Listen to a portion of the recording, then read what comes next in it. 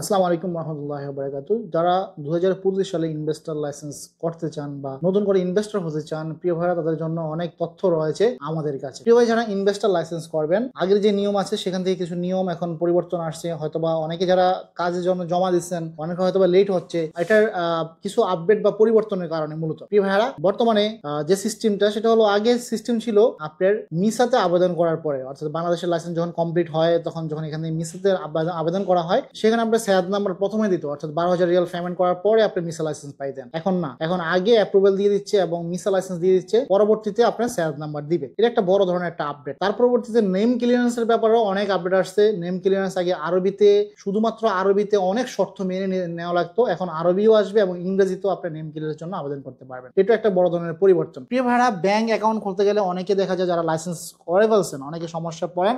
আমাদের কাছে রয়েছে বিশেষ সুবিধা, অর্থাৎ আল রাজির ফর্ম গুলো আমাদের কাছে অলরেডি চলে আসছে। দেখেন এখানে ফর্ম আছে, আল রাজি ব্যাংকের ফর্ম, অর্থাৎ বিজনেস অ্যাকাউন্টের ফর্ম। আপনি যারা ইনভেস্টর আছেন, আমরা আপনাদেরকে ফর্ম গুলো পূরণ করে আপনারা আমরা অ্যাকাউন্ট করে দিতে পারবো, যারা অলরেডি ইনভেস্টর লাইসেন্স নিয়ে নিয়েছেন। আমাদের ঠিকানা হলো জেদ্দা, বাংলাদেশ কনসুলেটের পশ্চিম পাশে। চাইলে সরাসরি আপনি আমাদের অফিসে ভিজিট করতে পারেন। প্রিয় ভাইরা, ইনভেস্টর লাইসেন্স আরো তথ্য।